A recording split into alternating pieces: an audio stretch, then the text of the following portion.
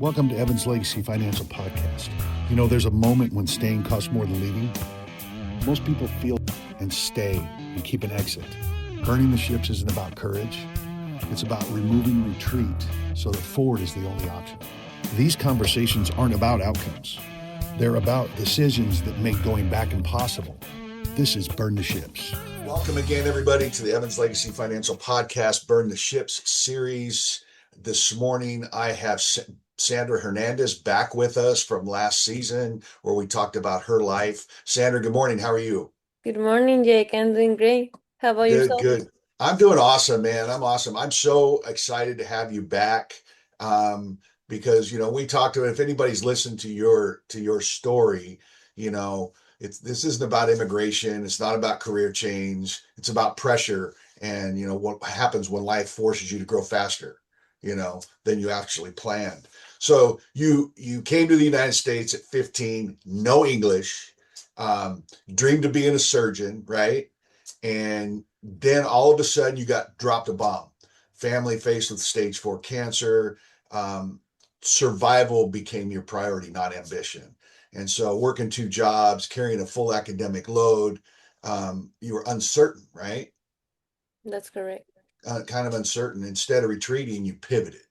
So today you serve families through our financial services, and it wasn't an accident, it was by decision. So we're going to talk about that decision and what brought you to that. Sound fair? Sounds good. So I think, the first thing, was there a moment when you realized childhood was over and responsibility arrived? How old were you? Well, that's a crazy question because I was talking about it the other day with my siblings. I feel like when I was 6 years old, my parents divorced, and since I was born, they were in a constant fight. So I feel like I never really got to enjoy my childhood. And then when I was 9, I got my first job with my uncle. I started working to help my mom pay for bills in Mexico.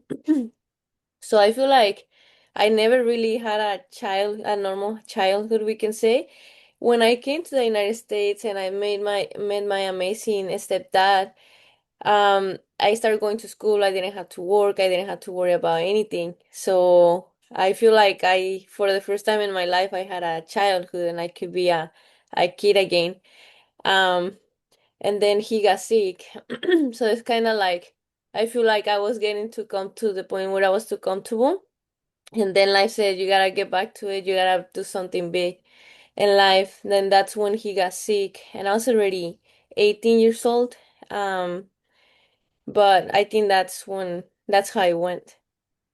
So I got a question for you about your parents, your birth parents fighting all the time and you not being able to be a kid, and then the cancer coming along later in life.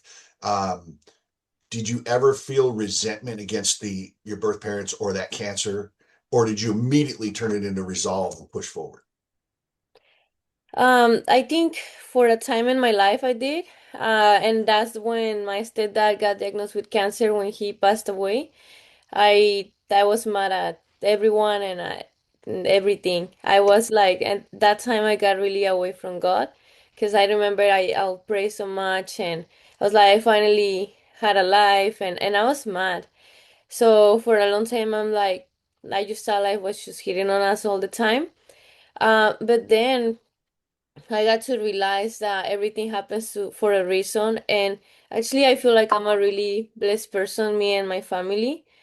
We have a lot of blessings, and I feel like God has never left us alone.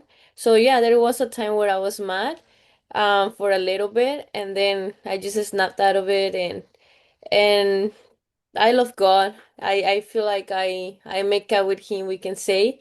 And that happened one time. I love going out to the mountains and the nature. And that happened one time I was out there and it just felt different. It felt so different. I Okay. remember I was sitting down, I just started crying and a lot of things started coming to my mind. And that's when I said, you have something big for me. I know you have something big for me. I'm ready for it. And that's when a lot of beautiful things started happening in my life. Yeah. So you really you saw that that resentment was stifling, was killing you. You had to get out of it, right? Yes. I'm going to tell you, I'm going to share something with you. The same thing, kind of something. I went out to a job back when I was being a mechanic, and when I showed up all like 30 miles away, I showed up and the guy goes, "Well, I don't need you anymore." And I got mad. I got really, really mad. I'm like, I came all the way out here. It was the pastor's dad. Okay, it was my pastor's dad at that point, and the pastor was standing there right with him and says, "Yeah, I don't need you anymore. You can turn around and go home." And the pastor told his dad, says, "You can't treat my people like that." And so the pastor called me. He says, I'm going to go ahead and pay you whatever, you're going to have to turn around and go home. So I pulled over and I was out in Kingsburg, and I pulled over in this spot, and I was fuming. And I pulled over and I got out, and I know I needed to pray. I know I needed to talk to God, because my day was just going to get, so that resentment was stifling to me. I stood there, and I'm an off-road guy, right? A nature guy. And I look out, and there's the Kings River, and it's a little stream right in the middle because it's like summertime, right? Right in the middle, there's this nice clear flow of water, and all around it were all these stagnant, dark pools of the divots that the waves had created over time.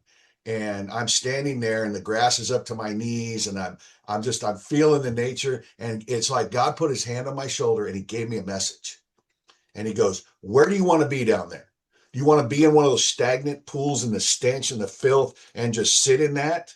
Or do you want to jump into that pool of life, into that stream of life where it's nice and clear and flowing, and get back to work?" And I turned myself around and I went. And by the time I got back to Fresno, I had two jobs. I had two phone calls with two more jobs that paid me twice as much money each one. That was me. And that's what we do. And you did the same thing.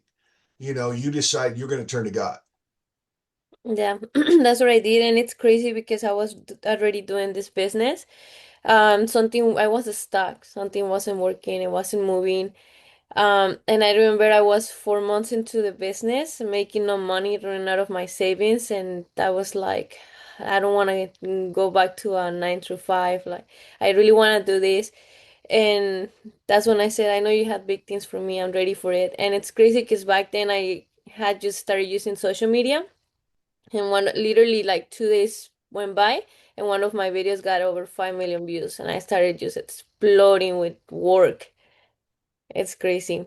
Well, I want to go, because we're going to get there. We're going to get to that, but I want to go back a little bit. So you studied to be a surgeon. You Yes. went to college to be a surgeon. Was that dream yours, or a symbol of something bigger? A symbol of something bigger. What was that? What was that? What was that? Talk to me about that. So I think it was just the idea of growing up knowing I had to go to school. And that's the idea they put into our mind since we were little. So I was always told, if you wanna be someone in life, you have to go to college, you have to have a career so you can have a good job and you can be successful. So I knew I had to go to school, and I didn't, at the beginning, I didn't want to do medicine. Actually, when I was a kid, I wanted to be a teacher, and then I grew up and I'm like, no, that's not for me. And I always like saw successful people on TV working in an office, like having a business, and I said I want to have my own business. I want to have something I can leave behind, I can help my family, and where I can help people. I love helping people. I love animals, so I knew I had to make a lot of money, not because I need a lot to live, but I want a lot to give. So I said, well, I want to have my own business. I'm gonna do business administrations. And I went into that career at the beginning. I looked into it and I realized they don't teach you how to open your own business. They teach you how to manage a business for someone else. And I said, "Nah, I don't think that's what I want to do." So I still needed to make a lot of money to help a lot of people. And I looked up like what are the best paid careers to see if I like something, because I wanted to do something that caught my attention, that I wanted for me. And I saw medicine, and I always had something about medicine. Like, you know what, I'm curious about it. I started looking more into it, and I liked it. And I said, well, if I do medicine, I don't want to be just like stuck seeing people because they get a flu. I want to do something bigger than that. So that's when I decided to do surgeries. And I wanted to do surgeries actually for emergency surgeries. Mhm. So that was my mentality, and I said, and I can make good money, and later on I can open my business and keep helping people. So I think it was just the idea of doing something bigger, something that would take me what I wanted to be to my final path or my final destination. So balancing 19 units and two jobs, that's not normal. Normal people don't do that. What was driving you? I think first of all, my family, my mom. Your mom. Um, and I think another part of it, my mom always wanted to go into medicine, and back then, women didn't go to school. Women couldn't have a career. So my grandfather, he was an amazing person, but he had the idea of women should stay home. So my mom always wanted to study. She wanted to be a nurse, and she couldn't have the opportunity to do so. So she was really excited for me choosing medicine, and I just wanted to get there so I could help her, and so she could stop working. Okay, okay. So this is a big question, and I'm going to ask you and our listeners, were you afraid? Did you Yes, ever have fear all the time. all the time? Did that fear push you, or did your purpose pull you? My purpose pulled me. Yeah, tell me about that. How does that look for you? So I think every time you take a decision, especially when it's gonna affect your life and your future, you're scared. You're afraid of what's coming. So I was afraid. I was like, what if it doesn't work? What if I don't like it? I mean, I had 15 years ahead of school. I was gonna be 33, 34 by the time I finished my whole career. And then you had what if I don't get a job? What if they ask me for experience? What if I don't make it? So it was always that, but I have always believed in myself. Since I was little, I had that. I knew I could do something bigger. So that pushed me a lot too. I said I can do this, like nothing's gonna stop me. I was afraid because even though when I was going to school, when I started going to college, I understood like 40 to 60% of English. So a lot of my classes, like my history class was horrible for me because like the language was so complex that I didn't understand a lot. So that was one of my hardest classes, and I love math and I loved English. It's crazy, but I loved English. It's just some classes were really hard for me to understand. So I always had that fear, I think, of failing, but I knew I could do it, and I just kept telling myself, "You got this. You can do this." That's awesome. And you were taking some heavy classes. I mean, medical school. I mean, even the general education for medical school. Come on. And you 40% of English, that's tough. That's drive. I think that's driven, that's purpose. And you're right. I see it right there. That purpose pulled you. It pulled you through that. So was there a night? Let's go back to that and say, was there a night you knew I'm not turning back? No turning back. Now, we're talking about the medical. No turning back to the life you imagined before of whatever it was before this. Before medicine at night. Actually, it's funny you asked me that because I don't think so. I think I was just so focused in like this is what I have to do. And I really didn't. I think I never had that. You know how some people say I want to do medicine and they actually feel it and they love it. I think I never had that. I think I just choose something I thought was interesting because I had to choose something. So now we're going to pivot. Now we're going to shift because now you're in a boat, you're in your ship, which is medical school, right? And this is called burn the ships. You're in the ship of medical school, you're going along, you're getting there, and then you land on this beachhead called financial services. All right. Think about that. So when you stepped onto that shoreline of financial services, did you see it as temporary or permanent? When was the point that you turned around and looked at medical school and said, I'm burning that ship. I'm not going back. Yeah, so at the beginning, no. I saw it and I actually loved it. When I saw the information and what we do for people, I loved it. And I think I was just like I was a little bit skeptical because it was something different. It's not the traditional what you grew up knowing. So, but I liked it, and I really believe in the people I sat with. And I said, well, I can do this temporary part time just to get some extra money. Anyways, I had to work because I had to work and make money while I went to school. So at the beginning, it was just something temporary. The point where I didn't decide to leave medicine. I took a break from school when my dad passed away because I couldn't focus on my classes. I remember I would have exam. I was study 3 days in a row all day, and I knew everything. When I went to the exam, my mind just goes black. And Yeah. like 15 minutes, 20 minutes into the exam, I snapped out and I started answering. And I'm like, this is so easy. I don't know why I couldn't do it at the beginning. And I couldn't finish the exams because it was already too late. So that happened to me throughout the last semester I went to school. And that's when I decided I need a break. I started going to the office because I had already liked it, and it was just something temporary. And I walked into the office. It was during COVID, so not a lot of people were in the office. And I walk into the office, and they have a Zoom meeting.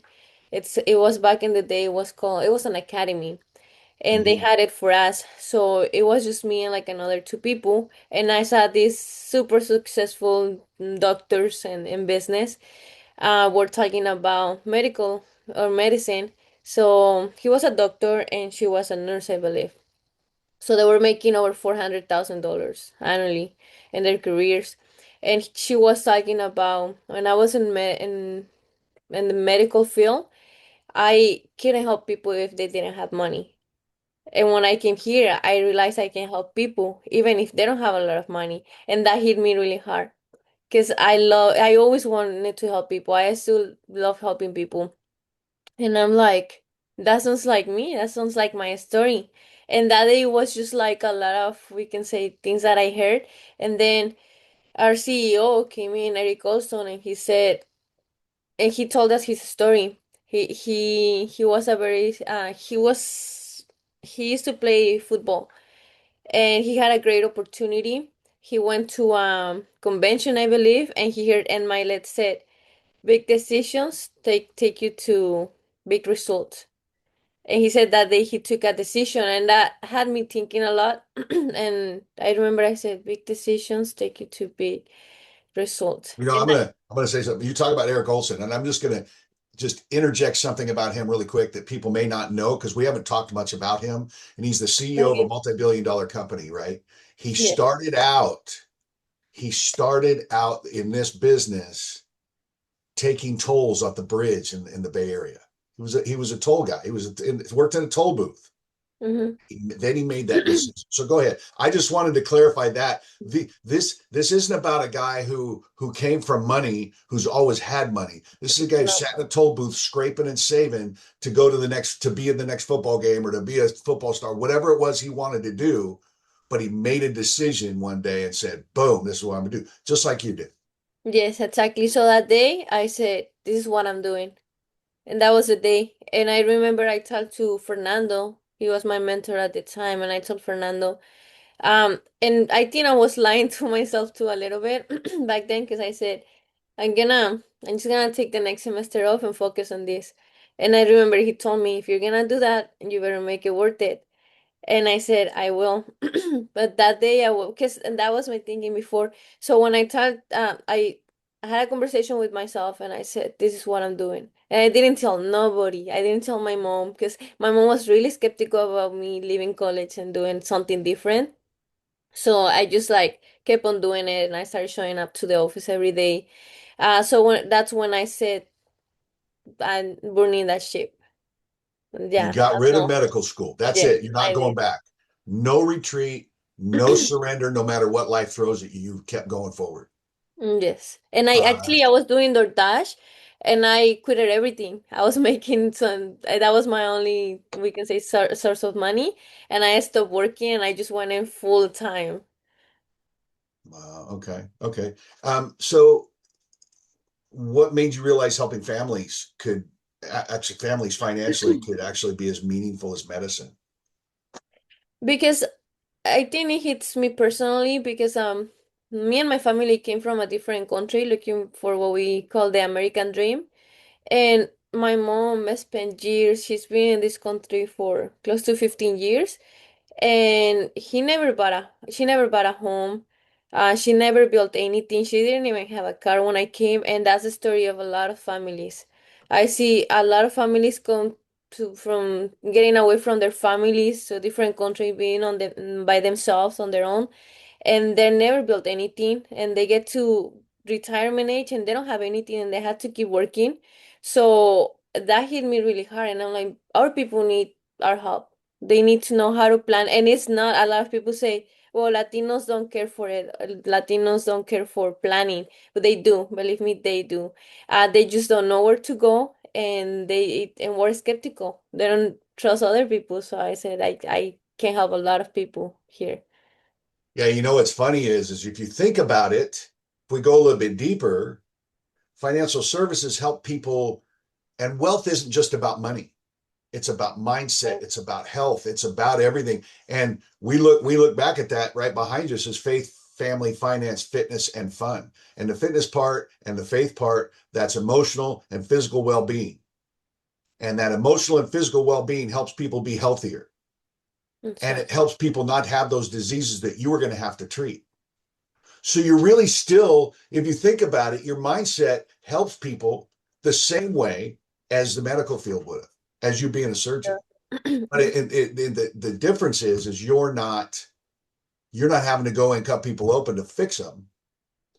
You're being proactive. You're helping people be proactive in their emotional and physical well-being so that they don't have to need a surgeon. That's right. It's crazy, but the number one cause of illnesses in the United States is financial stress. Absolutely. Absolutely. So tell me, and I think you shared this the last time, but that one client interaction that confirmed this is it. I'm done. This is it. This is where I'm supposed to be.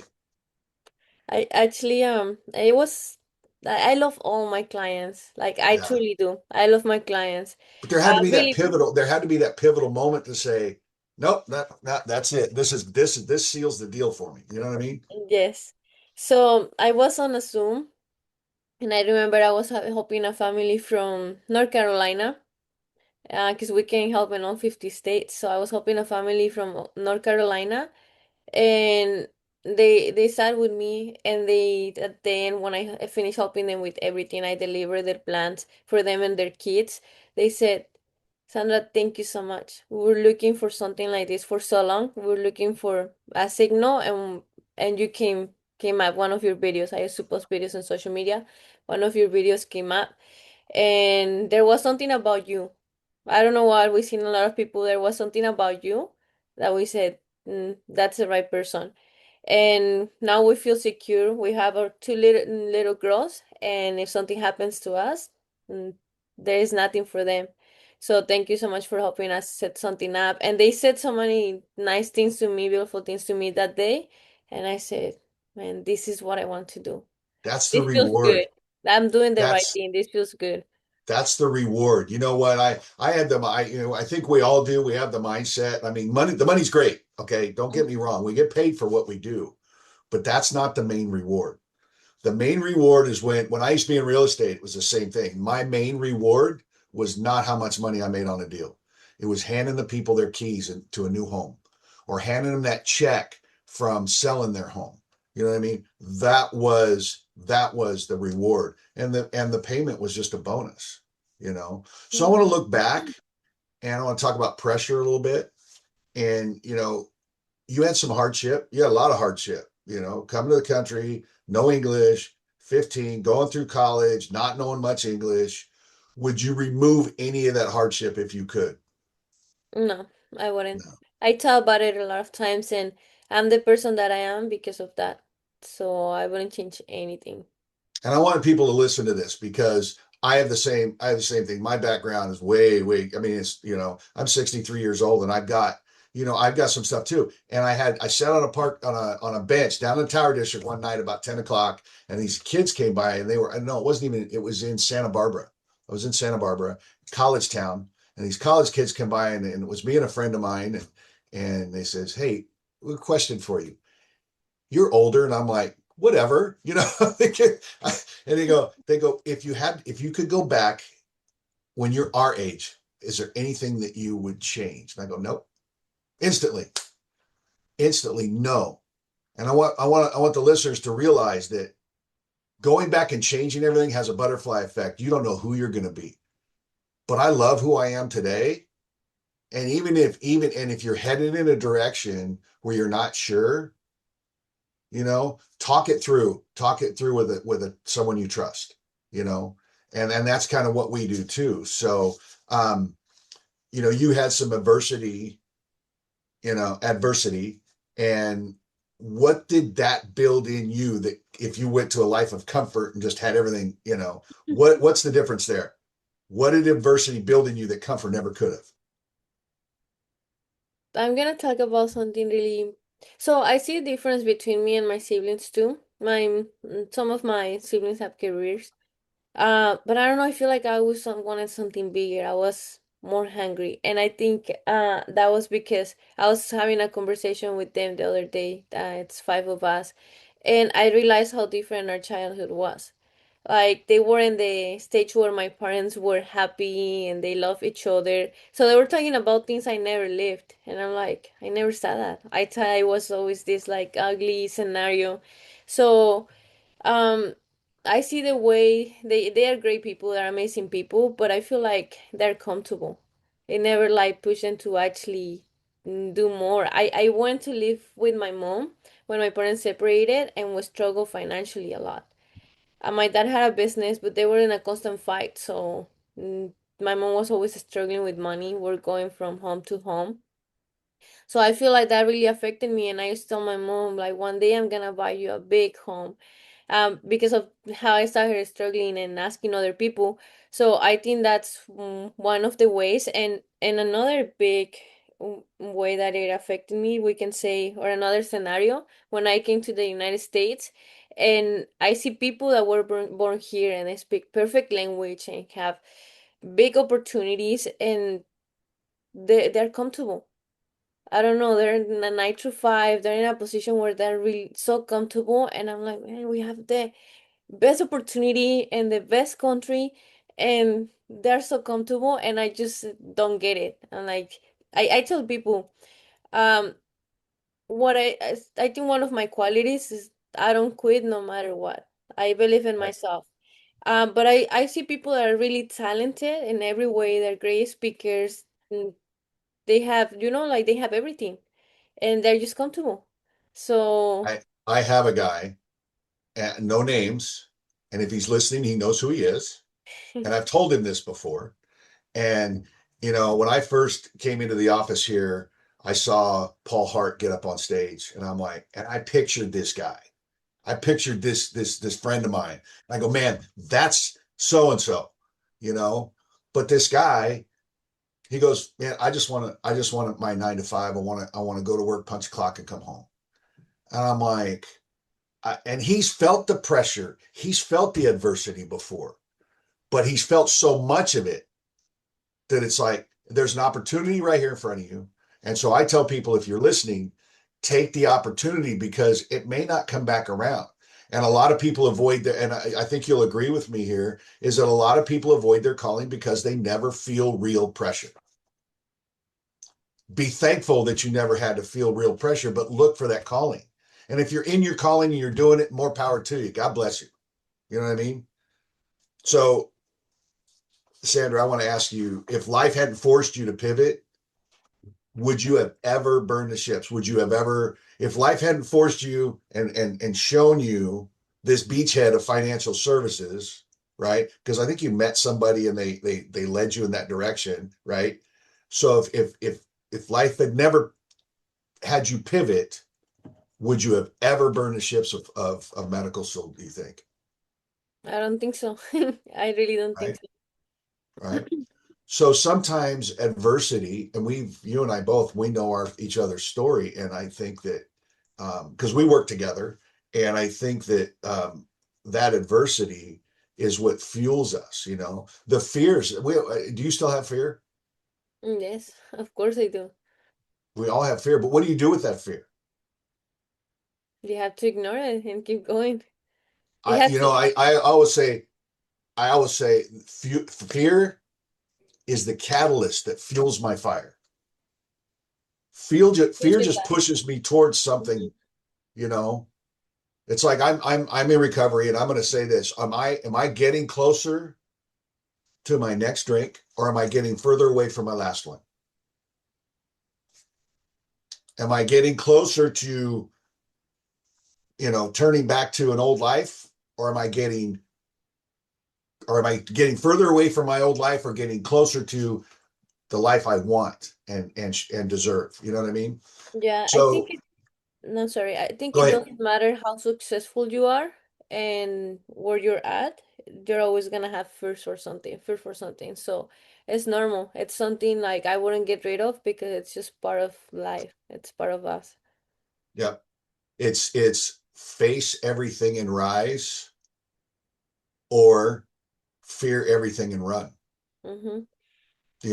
What do you want to do with your fear? So what does responsibility mean to you now? What do you mean now? Well, now, what does responsibility mean to you? What's that look like to you now, Right. today? Today? Responsibility? Well, I have a lot of responsibility, so it's for me it's a commitment, and it's not Oh, just with yeah. other people. Sometimes it's something I make with myself. Even if I have the responsibility with other people, I just make it with myself, and it's something I had to do no matter what. There is no choice. There is no other option. That's how I see responsibility.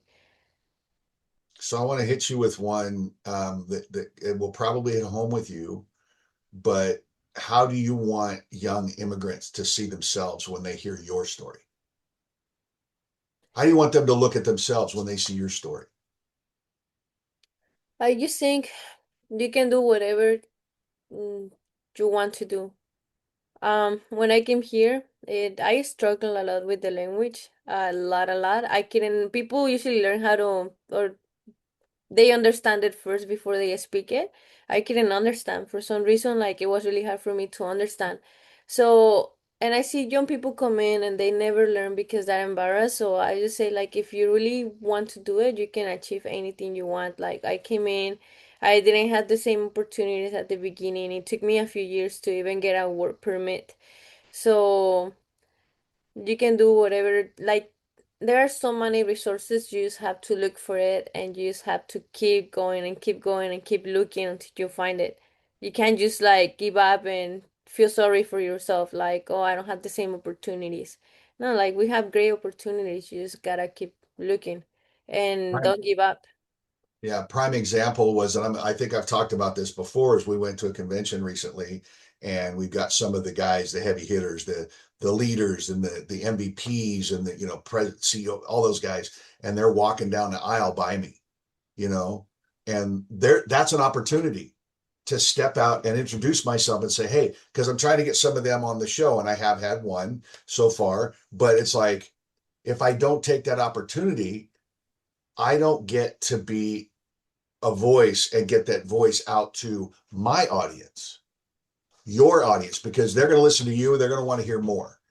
So that's what this whole thing is about. It's about getting this mindset into people's hands and into people's hearts of no retreat, no surrender. When you set your mind to it, do it. And, no matter what, right? Am I right? Yes, that's right. So tell me, what standard are you building your life around today? So what's your core that you're building your life around today? You mean like my motor, my motivation? Yeah. Okay, so I think I don't, of course I'm not the place I want to be in life yet. Um I feel You're in a like pretty good place, man. yes, yes, that's no, I I'd know like to be inside your head to see where that's at, because it and sounds pretty good. I'm very blessed, honestly, because now that I am able to help my family, it just hits different. I'm able to help a lot of people do a lot of different things I always wanted to do, and because like money is not everything, but money helps. So now I can do a lot of the things I couldn't do before. Like now I love animals. I rescue cats, and I'm able to actually rescue cats because I had the money to do so. Hey, and you guys all have this picture in your head. I want you to close your eyes, and I want you to, and I'm going to say the word crazy cat lady. And then I want you to open your eyes and look at her. And is that the picture you had? Absolutely not. But she is, we call her the crazy cat lady because she does. She goes around, you go around and you rescue cats at night and you take them over and you get them fixed or whatever. And then you get them, you put them in a good place. That's crazy, but it's good. Yeah, and You're that's living a something. purpose. Yes, that's something I didn't think I was gonna have the time and the money to do. So, yes, I can say I'm in a pretty good position, but I'm not comfortable. And I don't want to get comfortable. I'm able to help my family in a lot of different ways. When I went to Mexico, I love my nieces and my nephews. I love them so much, and I'm able to like treat them and spoil them a little bit, and it feels amazing. But I want to do way more than that. So I'm just building around my goals still, and I'm looking towards the future and what I want to be at. And I still like um I'm helping my mom. I can say like we live pretty good. But I want more than that. I want to be able to help a lot more people, to do a lot more things. And this is not enough, so I'm still building around my goals and my purpose, where I'm going. So I have a real powerful question for you. If the bottom fell out and everything fell apart tomorrow, everything, what part of you would remain unshaken? My purpose, my Your work ethic, and Man, that my hits me because it's true. great. Yeah, that's It's happened powerful. before. It has happened before, and more is to hear, and we keep going. Yeah, you know what? I've started over with nothing 3 times in my life. I mean, absolutely nothing. And I did it once when I was 40. Actually, I did it once when I was almost 50. Nothing to my name. No job, no money, no nothing. And my purpose, in the mechanic field, I got to be of service. So my purpose is always to be of service, but I was going at it the wrong way. And now I found a right way to serve my purpose, and it's much more meaningful. So you're absolutely right. Purpose is everything. So I'm gonna we're gonna wrap it up, and I want to give you a little plug. Where can listeners connect with you? Where can they reach you? Um, I'm on social media on my Instagram. It's my name, Sandra Hernandez. It's Sandra.hzceo. I have TikTok, Sandra Hernandez. Then probably not TikTok. There's like 20 accounts of me, and I have Facebook. Okay, good, good. So one more question before we get out of here today. Um, what would you say? Just give me a quote or something. What would you say to someone currently under pressure and questioning their direction? The pressure is always gonna be there, one Hmm, way or another way. So just keep going. There is something we say, and we say it in this business, but I think it's just for life. Join, don't quit. Join your purpose, not necessarily something in specific. Join your purpose and don't quit. N- absolutely. you don't lose until you quit. I'm gonna leave it at that. That's a good closing statement right there. Sandra, thank you so much. Thanks for tuning into the Evans Legacy Financial Podcast. If you got value from today's episode, share it with someone who needs to hear it. Don't forget to subscribe and follow us for more real conversations that move the needle in life and business. Until next time, keep building, keep growing, and never stop chasing what matters.